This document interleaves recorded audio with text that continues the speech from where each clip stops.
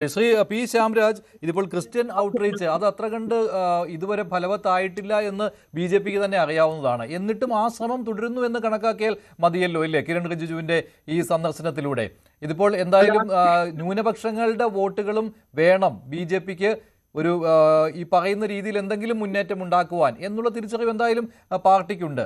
അതിൻ്റെ ഒരു അടുത്ത ഘട്ടത്തിലേക്ക് കടന്ന ഒരു സാധാരണ നടപടിക്രമം അതിനപ്പുറം ഒന്നുമില്ലല്ലോ. അല്ല മഞ്ജുഷ, എന്താണെന്നറിയോ, ഒരു ഇലക്ഷന്റെ നമുക്കറിയാം.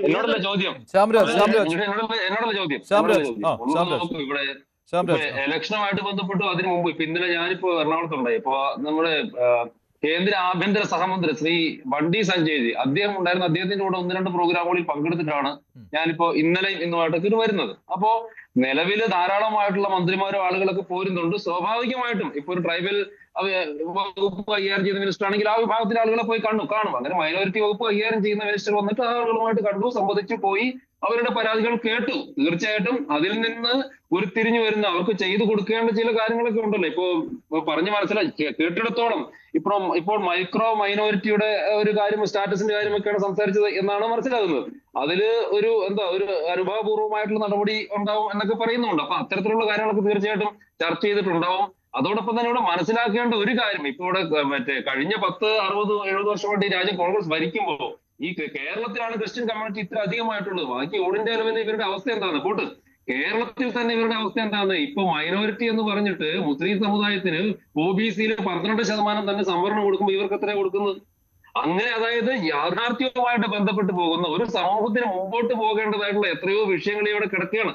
ആ വിഷയങ്ങളെ കുറിച്ചിട്ടൊക്കെ ജനങ്ങൾ, മാധ്യമങ്ങൾ ചർച്ച ചെയ്തിട്ടാണല്ലോ. ഇപ്പൊ ഇദ്ദേഹം തന്നെ പറഞ്ഞല്ലോ, ശ്രീ ജോസ് കുട്ടി തന്നെ പറഞ്ഞല്ലോ, അദ്ദേഹം പറഞ്ഞെന്താണ്, എല്ലാ ആളുകളോടും ചർച്ച ചെയ്യും. അങ്ങനെ അവർ ചർച്ച ചെയ്തിട്ട് ഞങ്ങളും പറയുന്നത് അതിനാണ്. എല്ലാ വിഭാഗങ്ങളും, അത് ക്രിസ്ത്യൻ വിഭാഗങ്ങൾ മാത്രമല്ല, സമൂഹത്തിലെ മുഴുവൻ വിഭാഗങ്ങളുമായിട്ട് ഞങ്ങൾ ചർച്ച നടത്തുന്നുണ്ട്. പക്ഷെ നിങ്ങൾ പ്രതീക്ഷിക്കുന്ന പിന്തുണ ഇതുവരെ കിട്ടുന്നില്ലല്ലോ ശ്രീ ശ്യാംരാജ്. നിങ്ങൾ അതിന് പല രീതിയിലും ഈ ഔട്ട്റീച്ച് നടത്തുന്നുണ്ട്. പക്ഷെ അതിലേക്ക് അങ്ങ് ചെന്നെത്തിപ്പെടുന്നില്ല ക്രൈസ്തവ വിഭാഗങ്ങളിലേക്ക്.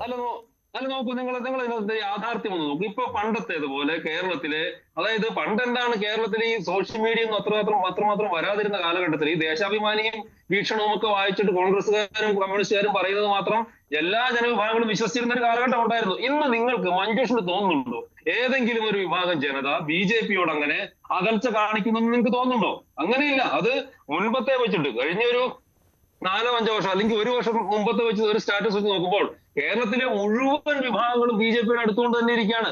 അത് ഇലക്ഷന്റെ സമയത്തും ഇലക്ഷന് ശേഷവും ഞങ്ങൾ തുടരുക തന്നെ ചെയ്യും. അതാണ് ഞാൻ പറഞ്ഞത്. ഇപ്പൊ ട്രൈബൽ വകുപ്പിന്റെ ഒരു മന്ത്രി വരികയാണ്, ഞങ്ങൾ ആ വിഭാഗത്തിലെ ആളുകളെ പോയി കാണും.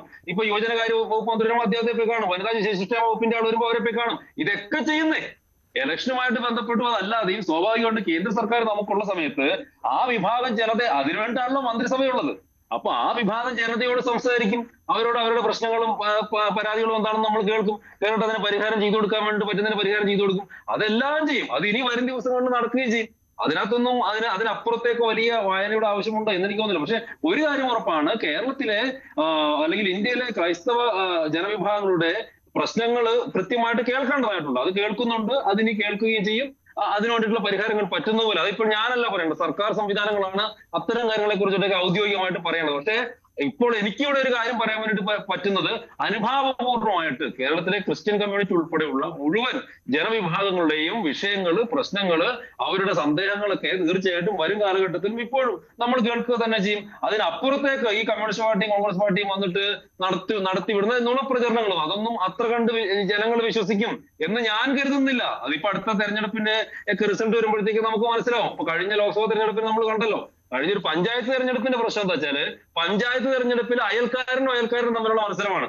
അവിടെ ഇത്തരത്തിലുള്ള ദേശീയ, സംസ്ഥാന അല്ലെങ്കിൽ ഇത്തരത്തിലുള്ള ഏതെങ്കിലും ഒരു വിഭാഗത്തിന്റെ വിഷയങ്ങൾക്ക് അപ്പുറത്തേക്ക് അവിടുത്തെ പ്രാദേശികമായിട്ടുള്ള അല്ലെങ്കിൽ അവിടുത്തെ ഏതെങ്കിലും ഒരു കുടുംബത്തിന് ഒരു കീ വോട്ടർ, ഒരു 50 വോട്ട് ഏതെങ്കിലും ഒരു കുടുംബത്തിലുണ്ട്, ആ കുടുംബത്തിലുള്ള ഒരു അംഗം ഒരു പഞ്ചായത്ത് മെമ്പറായിട്ട് വരും. അപ്പൊ അതിനെ മാത്രം ചൂണ്ടിക്കാണിച്ചുകൊണ്ട് BJPയിൽ നിന്ന് ക്രൈസ്തവ വിഭാഗം അകന്നു എന്നോ അല്ലെങ്കിൽ മറ്റേതെങ്കിലും വിഭാഗം അകന്നു എന്ന ഒരു റീഡിങ്ങിലോട്ട് എത്തേണ്ട ആവശ്യമേ ഇല്ല. പകരം കഴിഞ്ഞ കുറെ വർഷങ്ങളായിട്ട് ഞങ്ങൾ നടത്തിയിട്ടുള്ള എഫോർട്ടിന്റെ ഫലമായിട്ട് അല്ലെങ്കിൽ നമ്മൾ മുഴുവൻ ജനവിഭാഗങ്ങളിലേക്ക് ഇറങ്ങി ചെല്ലുന്നതിന്റെ ഫലമായിട്ട് ഇപ്പൊ നിങ്ങൾക്ക് കൂടുതൽ വാർത്താ പ്രാധാന്യം കിട്ടുന്നതുകൊണ്ടാണ് നിങ്ങൾ ഈ ക്രിസ്ത്യൻ ഔട്ട്റീച്ചിന്റെ കാര്യം മാത്രമായിട്ട് പറയുന്നത്. ഇപ്പൊ നോക്കൂ, കേരളത്തിലെ മറ്റല്ല, ഇപ്പൊ SC, ST, OBC വിഭാഗങ്ങളായിക്കോട്ടെ, ഈ ജനങ്ങളെല്ലാം BJPയുടെ അടുക്കുന്നുണ്ടെന്നേ. ഇപ്പൊ പാലക്കാട് പുത്തൂർ പഞ്ചായത്ത് ട്രൈബൽ ഞങ്ങൾ 8 മെമ്പർമാരിലുള്ളത് 8-ൽ 7 പേരും ട്രൈബൽ വിഭാഗത്തിൽപ്പെട്ടവരാണ്. ഞങ്ങൾ ഭരിക്കുന്ന പഞ്ചായത്താണ്, അവിടെ BJPയുടെ ഭരണസമിതിയാണുള്ളത്. അപ്പോ അങ്ങനെ കേരളത്തിലൊട്ടാകെ വലിയ മാറ്റം നടക്കുന്നുണ്ട്. അപ്പോ അതില്ല എന്നിട്ട് ഇല്ല എന്ന് പറയുന്നവർ പറഞ്ഞോട്ടെ. ശരി, ഇല്ല എന്ന് പറഞ്ഞത് ശ്രീ എൻ ശ്രീകുമാറാണ്. ശ്രീ എൻ ശ്രീകുമാർ, താങ്കൾക്കുള്ള മറുപടിയാണ് ശ്യാംരാജ് നൽകിയത്. അങ്ങനെ തന്നെ ആയിക്കോട്ടെ. ശരി, ശ്രീ എൻ ശ്രീകുമാർ, പഞ്ചായത്ത് തെരഞ്ഞെടുപ്പിനെ ആ രീതിയിൽ കാണേണ്ടതില്ല എന്നാണ്. അല്ല, നോക്കും മഞ്ജുഷേ, പഞ്ചായത്ത് തെരഞ്ഞെടുപ്പിൽ ആ രീതിയിൽ കാണേണ്ടതില്ല എന്ന് ജയിക്കുന്നവരും തോൽക്കുന്നവരും ജയിക്കുന്നവർ മറിച്ചും പറയും. അതൊക്കെ രാഷ്ട്രീയത്തിന്റെ ഒരു പാഠമാണ്. ഞാൻ ഒരു അടിസ്ഥാനപരമായിട്ട് പത്രപ്രവർത്തകനായതുകൊണ്ട് ഈ കാര്യങ്ങളുടെ കൃത്യമായിട്ട് എനിക്ക് പറയേണ്ടി വരേണ്ടതുണ്ട്. പക്ഷേ ഇപ്പൊ ഇത്തവണ UDF-നുണ്ടായ ജില്ലാ പഞ്ചായത്തുകളുടെയും കോർപ്പറേഷനുകളുടെയും ജയം മാത്രം എടുത്താൽ മതി. മറ്റുള്ള മുനിസിപ്പാലിറ്റിയും മറ്റുള്ള ബ്ലോക്ക് ഗ്രാമപഞ്ചായത്തുകളും വിട്ടോളൂ. അപ്പൊ ആ ജില്ലാ പഞ്ചായത്തുകളിലെ 7 ജില്ലാ പഞ്ചായത്ത് മാത്രമല്ല, അതിൽ കൂടുതൽ ഡിവിഷനുകൾ കോൺഗ്രസിനാണ് കിട്ടിയത്. ഡിവിഷനുകൾ കേട്ടോ, 7 മാത്രം കണക്കാക്കണ്ട. അപ്പൊ അത് വരുമ്പോൾ അതൊക്കെ ഒരു രാഷ്ട്രീയ സ്റ്റൈൽ തന്നെയാണ്.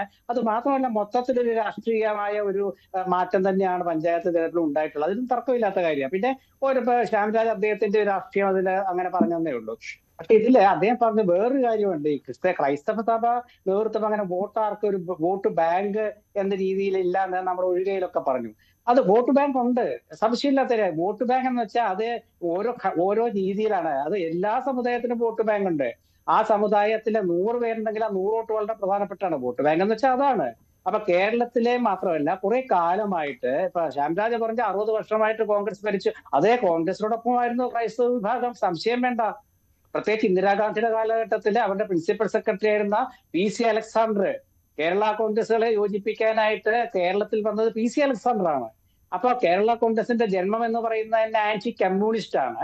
അതുപോലെ അങ്ങനെ ഒരുപാട് വിഷയങ്ങളുണ്ട്. അപ്പൊ ക്രൈസ്തവർ എന്ന് പറയുന്നത് അടിസ്ഥാനപരമായിട്ട് അവരൊരു ജനാധിപത്യ വിശ്വാസികളാണ്. പ്രത്യേകിച്ച് അത് കോൺഗ്രസിനോട് ആഭിമുഖ്യമുള്ളതാണ്, തർക്കമൊന്നും ഇല്ലാത്ത കാര്യമാണ്. അതിന് മാറ്റമൊക്കെ വന്നിട്ടുണ്ട്, ഇല്ലെന്നൊന്നും പറയുന്നില്ല. കാരണം എല്ലാവർക്കും എല്ലാ സമയത്തും ഒരേപോലെ നിൽക്കാൻ കഴിയില്ല. പക്ഷെ പൊതുവെ പറയുകയാണെങ്കിൽ ക്രൈസ്തവ സമൂഹം ഒരു കോൺഗ്രസ് അനുകൂല നിലപാട് സ്വീകരിച്ചിട്ടുള്ളവരാണ് സമൂഹം.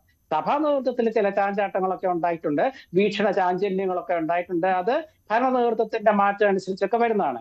ഇവിടെ കേന്ദ്രമന്ത്രി വന്നത് ശ്രീ ശ്യാംരാജ് പറഞ്ഞത്, അദ്ദേഹം വന്നു, അത് ഒഴികയിൽ തന്നെ പറഞ്ഞു, അദ്ദേഹം വന്നു കണ്ടു.